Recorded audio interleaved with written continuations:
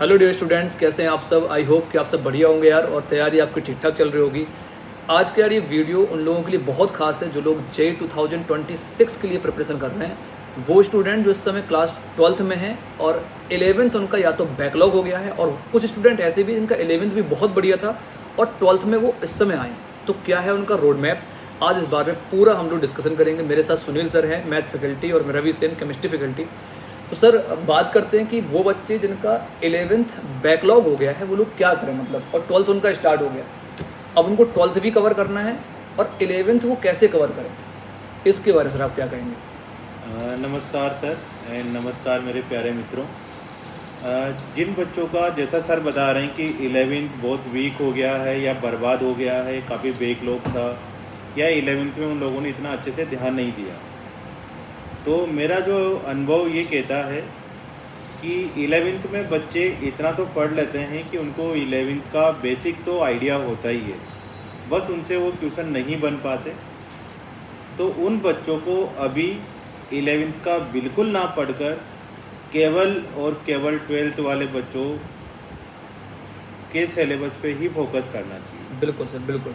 केवल 12th के syllabus पर ही फोकस करना चाहिए, क्योंकि सर ना ऐसे मतलब 60% वेटेज तो सर क्लास 12th का वैसे भी है, और कुछ मतलब 40% वेटेज 11th क्लास का है ऐसे। तो अब ये फिर कब अपना 11th स्टार्ट करें, जैसे मान लो बैकलॉग हो ही गया है इनका, तो फिर क्या करेंगे। 12th केवल पढ़ के तो वैसे भी इनका जे नहीं हो रहा। हाँ नहीं, बिल्कुल आप सही कह रहे हो कि केवल 12th पढ़ के 60% या 55% सिलेबस आता है, तो 12th में मतलब सिलेक्शन तो हो जाएगा, लेकिन ऐसा भी नहीं होता कि 50% या 60% में से आप 60 का 60 करके आ जाओ, उसका 100% करके आ जाओ, वो चीज़ पॉसिबल नहीं। तो आपको 11th की तो हेल्प लेनी पड़ेगी। लेकिन अभी तक का ये होता है बच्चों कि देखो, अपन जब भी आगे की क्लासेज में चले जाते हैं तो पीछे की क्लासेज हमें बहुत ईजी लगने लगती है। कहीं बच्चे जो हमारे 10th में थे उनसे अगर 9th का पूछें तो उनको ईजी लगती है, जो 11th में आ गए उनसे 10th का पूछेंगे तो 10th ईजी लगती है। तो अब जो बच्चे 12th में आ गए हैं तो उनको अभी 12th का करना चाहिए, पूरा सिलेबस 12th का ख़त्म करना चाहिए, और ये सिलेबस ऑलमोस्ट सितंबर के एंड आते आते कंप्लीट हो जाता है 12th का। बिल्कुल बिल्कुल। और केवल आप 12th ही करो। जब आप सितंबर कंप्लीट हो जाएगा, अक्टूबर में भी आप 11th का सिलेबस उठाओगे तो तुम्हारे अंदर इतनी कैपेबिलिटी आ जाएगी कि आप 2 महीने के अंदर सारा 11th क्लास का सिलेबस कर सकते हो। फिर अब आपको इतना टाइम नहीं लगेगा जितना आपको 11th में लगा था। बिल्कुल सर, क्योंकि कुछ तो कवर किया ही होगा उन्होंने, कुछ जब तो 11th हाँ किया ही होता है, और सब टीचर अपना अपना एक बता दें कि आपको ये चैप्टर पहले पढ़ने चाहिए। बिल्कुल बिल्कुल, उनसे आपको स्कोरिंग मिल जाएगा। बिल्कुल सर, है ना। तो जिन बच्चों का मतलब 11th बर्बाद हो गया है, तो अगर आपको बर्बाद ही होना है और अच्छे से, तो आप क्या करो, 11th और 12th साथ साथ करने लग जाओ, है ना। तो आपको फिर बर्बाद होने से कोई रोक भी नहीं सकता। सही बात, सही बात, सही बात है। हाँ, फिर उनको बर्बाद होना ही, मतलब बर्बाद होना ही, क्योंकि आप साथ साथ ऐसा मतलब नेक्स्ट इम्पॉसिबल वाला है कि जैसे आपका 11th पूरा पहले से बर्बाद है और आप सोच रहे हो यार ना कि यार मैं 12th भी अपना कर लूँ और 11th भी कर लूँ, 11th तो कहीं ना कहीं वो 12th को भी बैकलॉग के उस वाले जोन में मतलब जा रहे हैं, भी बैकलॉग के जोन में ले जाते हैं। बिल्कुल, फिर ये कहीं कुछ पॉसिबल ही नहीं उनके लिए, तो पॉसिबल नहीं, मतलब ऐसा 1% बच्चा नहीं होता जो 12th और 11th को साथ साथ पढ़कर कंप्लीट कर सकता हो। ये कोई अच्छा रास्ता नहीं है। अच्छा रास्ता जो रवि सर बता रहे हैं वही सबसे बेस्ट है कि आप 12th का सिलेबस कवर करें। बिल्कुल। सो आई होप कि आपको यार एकदम ये बात क्लियर हो गई होगी कि वो स्टूडेंट जिनका 11th पहले से बहुत अच्छा नहीं है, 11th उन्होंने बिल्कुल अपना बर्बाद कर रखा है, तो वो बिल्कुल सितंबर मंथ तक, है ना सर, सितंबर मंथ तक क्लास 12th का बढ़िया से एकदम कवर करो, उसी की टेस्ट सीरीज, उसी के PYQ सब कुछ करो। देन आफ्टर दैट आप स्टार्ट करो अपना क्लास 11, तो शायद आप 2 से 3 मंथ में उसको कवर कर पाओगे बढ़िया से, और फिर आपका एग्ज़ाम बढ़िया होगा।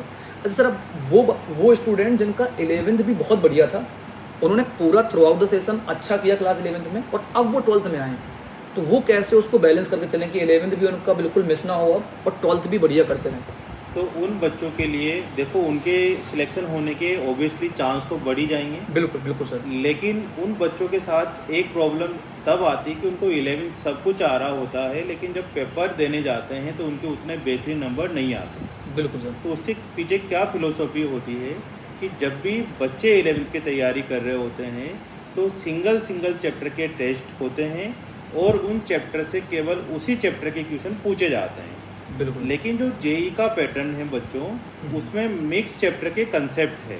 आपको एक ही चैप्टर क्वेश्चन के अंदर 2-3 चैप्टर के क्वेश्चन मिलेंगे।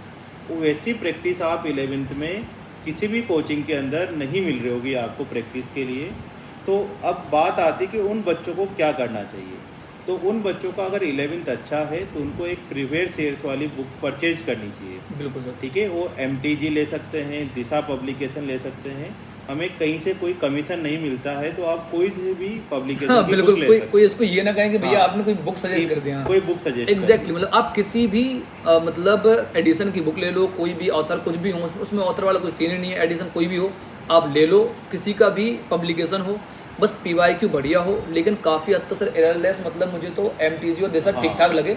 सबसे पहले हाँ। एरियन बेटर आती थी, लेकिन आज के टाइम पे सभी MTG करते हैं और बेटर भी है, तो आप हाँ। वो ले लो, सबका प्राइस लगभग बिल्कुल सेम ही बिल्कुल है। बिल्कुल बिल्कुल। तो वो बुक आपको हाँ मतलब अपना टाइम निकाल कर खुद से, ठीक है, वो वाली बुक को आपको करना चाहिए। ठीक है ना, बिल्कुल। MTG वाली बुक को, उसमें आपको मिक्स के क्वेश्चन मिलेंगे, तो उससे आपका एकदम फार बेटर हो जाएगा, है ना, बिल्कुल बहुत सर। अच्छे से हो जाएगा। बिल्कुल उसके बाद आप किसी भी एक कोचिंग की टेस्ट सीरीज जरूर परचेज कर लो। ठीक है, आप जिस भी कोचिंग में पढ़ते हो उस कोचिंग की टेस्ट सीरीज तो आपके पास होगी सही, लेकिन कई बार अगर आपको दूसरी कोचिंग की भी आपको टेस्ट सीरीज मिल जाती है।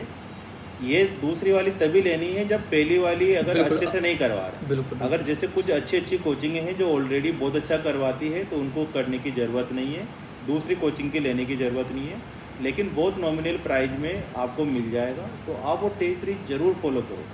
मैंने मेरे लाइफ में देखा है, बच्चों को थ्योरी बहुत अच्छे से आती है, प्रैक्टिस बहुत अच्छे से आती है, लेकिन एग्जीक्यूशन नहीं है, लेकिन एग्जीक्यूशन नहीं होता। बिल्कुल सर। बिल्कुल। ये बोलते हैं कि हमारा उस दिन खराब रहा होगा, ये सब कुछ नहीं होता बेटा। जिस दिन आप प्रैक्टिस अगर अच्छे से करके चले गए, उस दिन कोई भी दिन खराब नहीं होने वाला आपका। बिल्कुल सर। बिल्कुल है ना, तो बिल्कुल आपको प्रैक्टिस जरूर करना है। हर संडे या मंडे जो भी आप एक दिन डिसाइड करो, उस दिन टेस्ट पेपर जरूर दो।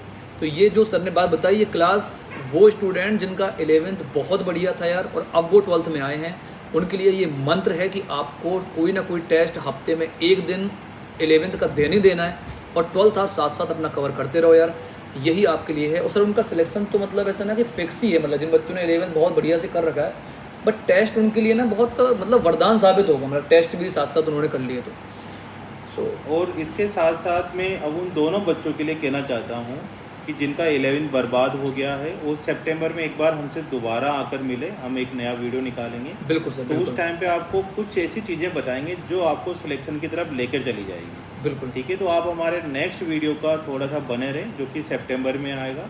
ठीक है ना, उसमें हम आपको कुछ ऐसी चीज़ें बता देंगे बच्चों, जिससे आपका मतलब सिलेक्शन होने के चांस बहुत हद तक बढ़ जाएंगे। बस आपको क्लास 12th को बैकलॉग नहीं होने देना है एनी हाउ। बस आप अच्छे से अपना 12th अच्छे से करते रहो और बढ़िया से आप पढ़ाई करते रहो। आई होप कि ये वीडियो आपके लिए बहुत हेल्पफुल होगा यार, और आप पूरी जर्नी में अपने इसको बहुत अच्छे से एग्जीक्यूट कराना यार, टेस्ट को ज़रूर फॉलो करना। और वो बच्चे चाहे उन्होंने 11th अच्छे से किया हो या ना किया हो, लेकिन 12th का साथ साथ PYQ करना, साथ साथ उसके टेस्ट सीरियसली देना। अदरवाइज सर वो ना 11th वाले को, वो जिनका कवर था उनको, या जिनका कवर नहीं है, वो किसी को फ़ायदा नहीं होने वाला फिर तो। किसी को बेनिफिट नहीं होने वाला। तो इस सितंबर तक का जो मंथ है ना यार, वो बहुत ही खास है आपके लिए। सो मतलब ये कतई टाइम आपको बर्बाद नहीं करना है। और 18 से 25 की एज में भैया आप एकदम सब कुछ अपना एकदम इसमें झोंक दो, ऐसे बोलते हैं एकदम फोड़ दो बढ़िया से एकदम। तो बस पूरे एनर्जी के साथ लग जाओ यार। और कोई आपको डाउट है कुछ भी तो प्लीज़ कमेंट और बताएं।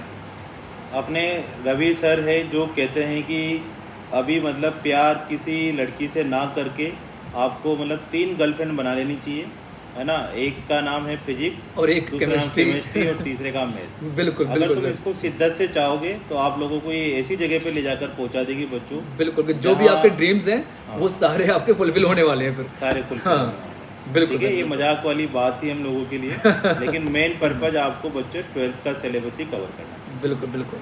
ठीक है, ओके, चलो। So thank you very much.